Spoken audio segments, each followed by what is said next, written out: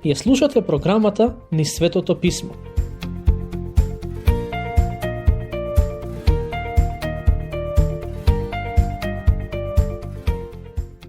Продолжуваме со обработка на глава 30 од Старозаветната книга Изреки. Всушност, ќе продолжиме таму каде што застанавме претходниот пат, кај стих 20. Таму се вели: таков е патот и на жена прелюбница. Се најала и ја избришала устата своја, па вели: ништо лошо не сум направила. Живееме во време во кое многу луѓе се однесуваат како прелюбницата која ја опишана во овој стих. Тие постојано живеат во грев, а тврдат дека не прават ништо погрешно. Познавам еден пар кој не е во брак, а пред некое време им се роди дете. Името што му го дадоа на детето во превод значи чисто. Прво, тоа дете има грешна природа и не може да биде чисто. Сите луѓе се грешни и духовно валкани и имаат потреба од спасител. Но и покрај тоа, како можат да го наречат детето чисто, кога е резултат на вонбрачен секс, односно прелюба? Библијата вели дека сексот вон бракот е грев. И Бог нема да го промени неговиот стандард само зашто убаво и сладко бебе е резултатот на тој сексуален однос. Но како што можете да забележите, луѓето постојано грешат и се обидуваат да се убедат самите себе, а и другите, дека се е во ред со нив. Стихови 21 и 22. Од 3 работи се тресе земјата, и 4 кои не може да ги поднесе. Слуга, кога ќе стане цар, безумен, кога до наситување ќе се најаде со храна. Слуга, кога ќе стане цар, е добар стих на Јеровоам. Тој беше слуга кој стана првиот цар на Северното царство. Безумен, кога до наситување ќе се најаде со храна. Тоа е опис на богатиот човек од параболата на Господ Исус, чија нива роди многу плод и наместо да го подели со сиромашните, тој си изгради поголеми амбари. Слушнете што пишува во стих 23. Развратна жена, кога ќе се омажи, и слугинка, кога го зазема местото на господарката своја. Како слугата кој станува цар и безумниот кој добива многу храна, така и блудната жена е опасна ако се омажи. Истото може да се каже и за слугинката, која го зазема местото на својата господарка. Ке се сетите на Агара, кога му роди син на Авраам, таа сакаше да се постави како господарка на местото на Сара. Во следните стихови се спомнати неколку животни и лекциите што можеме да ги научиме од нив. Има 4 мали животни на земјата, но тие се помудри и од мудреците. Бог вели дека можеме многу да учиме од животинскиот свет, односно преку наблюдување на однесувањето на животните. Во оваа глава, авторот пишува за неколку групи животни. Поентата на овие изреки е да не поттикне нам луѓето да застанеме за момент и да не мислиме дека знаеме се, туку да бидеме отворени за можноста да бидеме поучени од околината. Стих 25. Мравките, во кои нема сила, но лете сепак си ја приготвуваат храната. Пред некој ден шетав по улица и забележав неколку мравки како работат. Обично не гледам надолу кога одам по улица, но овој пат гледав кон земјата и забележав неколку од нив како трудолюбиво носат храна. Сигурно за да ја складираат. И веднаш се сетив на оваа изрека. Во изреката се вели дека немаат сила, а сепак лете ја приготвуваат храната. Тоа значи дека тие се мудри и имаме што да научиме од нив. Сетете се на зборовите запишани во изреки 6, 6-8.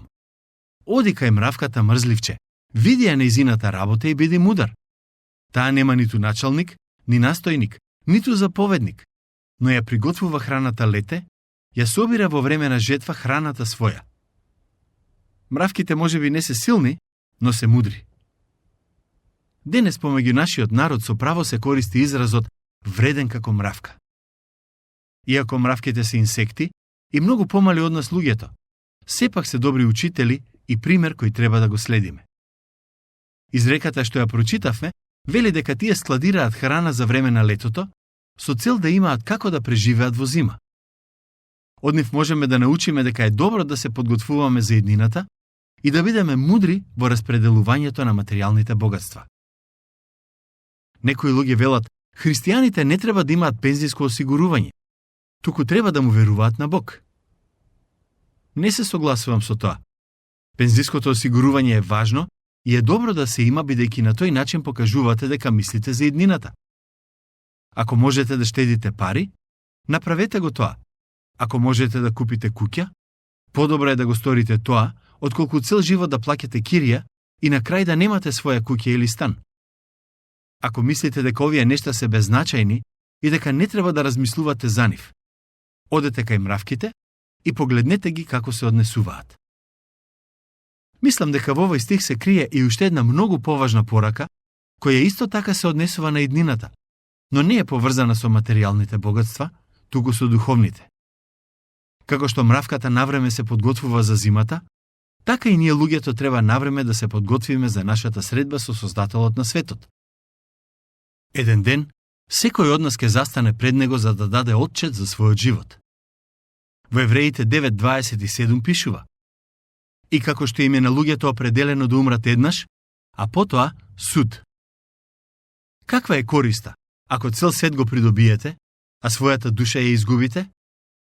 Тоа е прашањето кое Господ Исус Христос им го постави на неговите следбеници. Во контекст на стихот со мравката, мислам дека треба добро да размислите дали сте подготвени за тоа што следува, односно за средбата со Бог. Не знаете кога ќе го напуштите овој свет и кога ќе се случи таа средба. Може да биде после 20 години, а може да биде и после 20 часа. Затоа, бидете подготвени. Ако сакате да го избегнете Божиот суд, потребно е да поверувате во смртта и воскресението на Исус Христос, кој на крстот ја плати казната за вашите гревови. Стих 26. Јазовците, иако слаби животни, но ги прават куќите своји во камен. Латинското име на јазовците е Хиракс сириакус. Авторот на оваа изрека ни вели: да, кога ќе ги видите јазовците, тие навистина изгледаат мали и немокни, но сепак се доволно мудри за да ги прават куќите своји во камен. Се разбира, јазовците не го делкаат каменот, туку се населуваат на камени површини. Стих 27. Скакулците, кои немаат цар, но излегуваат во војна сите во редови. Скакулците се инсекти кои уништуваат се пред себе. Тоа го пишува во старозаветната книга Јоел. Скакулците се спомнуваат и во книгата Откровение. Како што прочитавме во стихот, тие немаат цар, односно водач, а сепак се групираат и се движат како да го имаат. Во тоа се многу подобри од луѓето, кои дури и кога имаат владетели и цареви, никој не може да воведе ред помеѓу нив. Скакулците немаат цар, а ние христијаните имаме. Неговото име е Исус Христос и тој е глава на црквата. Ако го слушаме него како цар, ќе ни биде добро. Ако го исповедаме како цар, а сепак живееме според своите желби и планови, ќе се најдеме во иста ситуација како црквата во Коринт, за која апостолот Павле напишал дека е составена од телесни луѓе, чие однесување се сведува на завист, љубомора и подолби. Забележете што пишува во стих 28. Пајакот, кој со раце се лови, но се наоѓа во царските палати. Иако е мал, сепак пајакот го има и во царските палати. Ки си дадам слобода да го протолкувам овој стих во духовен контекст. Како што немокниот пајак може да се најде и во царските палати, така и ние луѓето како немокни и недостојни грешници можеме да се најдеме во присуството на царот на царевите. Зарем не е тоа прекрасно? Продолжуваме со читање на изреките поврзани со животинскиот свет. Слушнете што пишува во стиховите 29 и 30. Еве 3, кои убаво чекорат, и 4, кои свечено настапуваат. Лавот, најсилен меѓу зверовите, кој нема да се врати и да се исплаши од никого.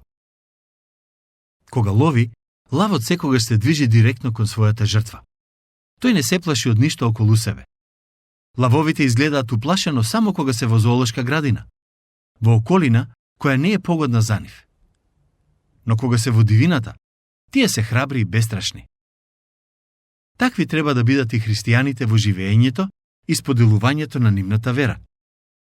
Кога се молиме, треба од Бог да бараме да не направи бестрашни и храбри како лавови.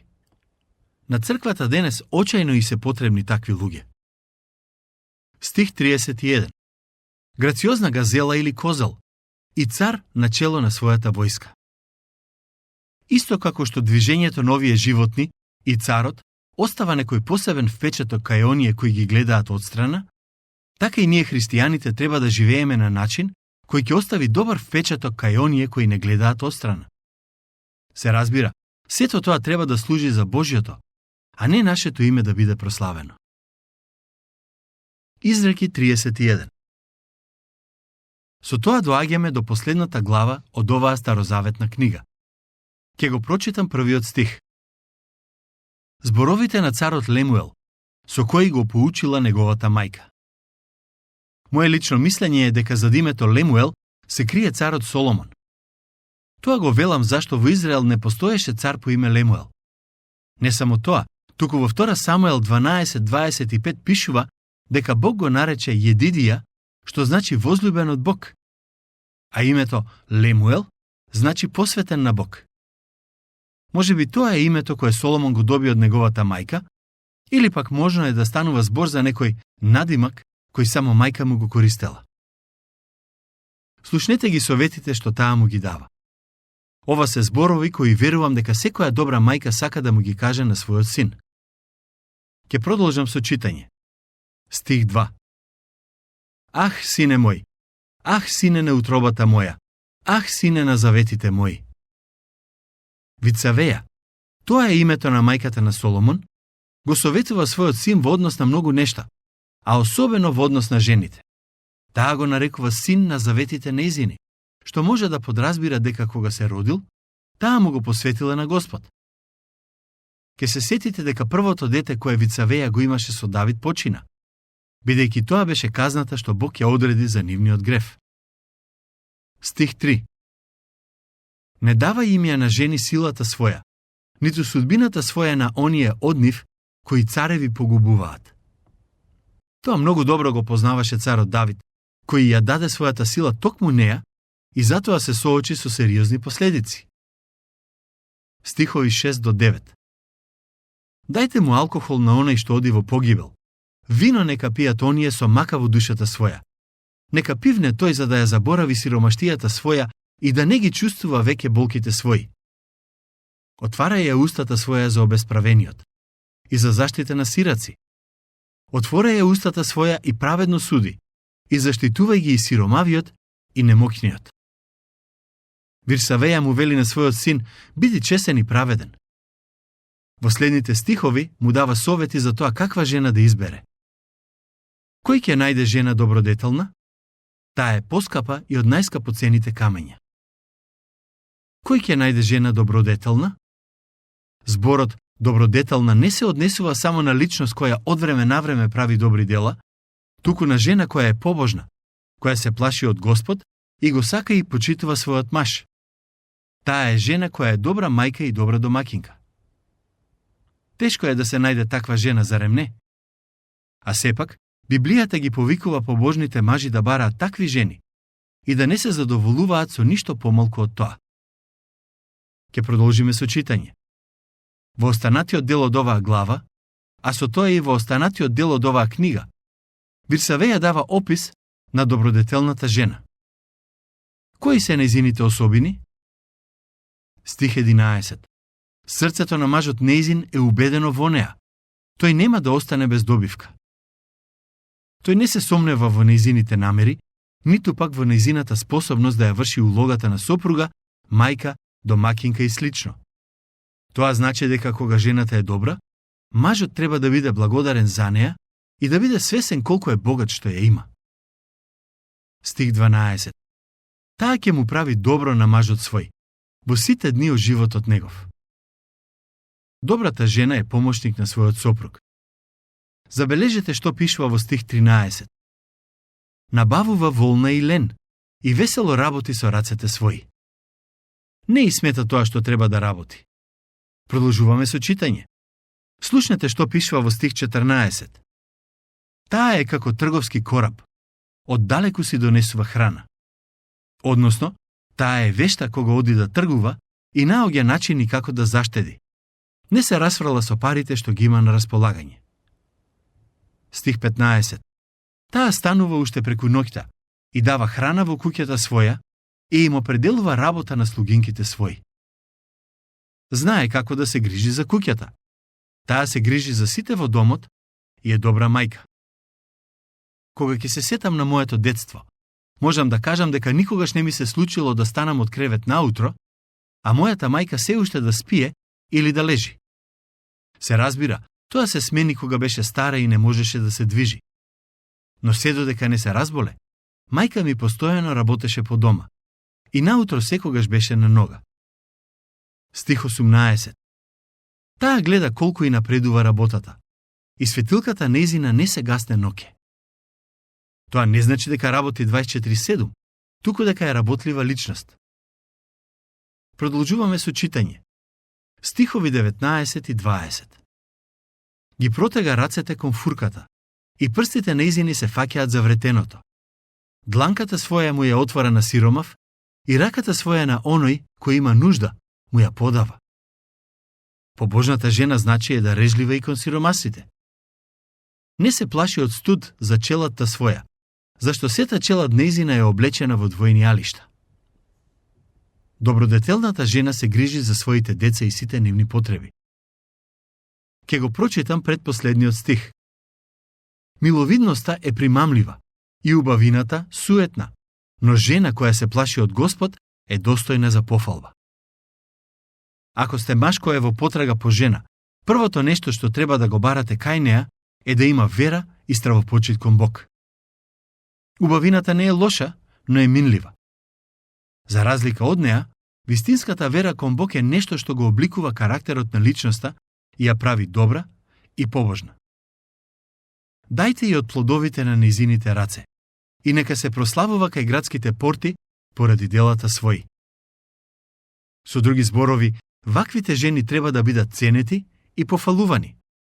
Наместо да се угнетуваат, ним треба да им се даде почесно место, како во домот, така и во општеството. Со тоа го завршуваме проучувањето на Старозаветната книга Изреки. Се надевам дека ви беше на благослов и дека ви помогна подобро да го разберете Светото Писмо. Сега, на секој од нас останува, со Божја помош, да почнеме да живееме според мудроста која ја сретнавме во оваа книга. Бог нека ни е на помош.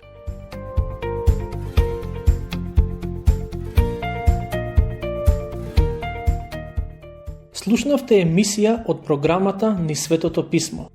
Можете да не слушате и преку мобилна апликација на нашиот YouTube канал и на сите познати подкаст платформи, како што се Google, Apple и Spotify.